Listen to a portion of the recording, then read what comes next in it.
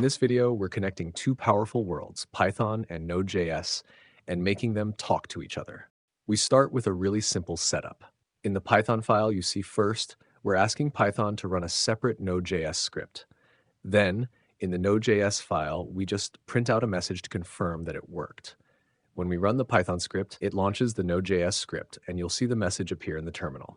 Python successfully triggered a Node.js app. Super simple and satisfying. Now let's level up and make it interactive. In the updated Node.js file, we're listening for input using this code. When Node.js receives the message, it prints it back to the console with a little flare.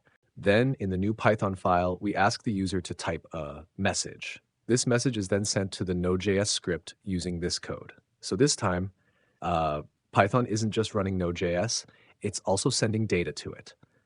You can type any message you want, and Node.js will respond based on your input. Type something. Node.js will immediately receive that message and display it.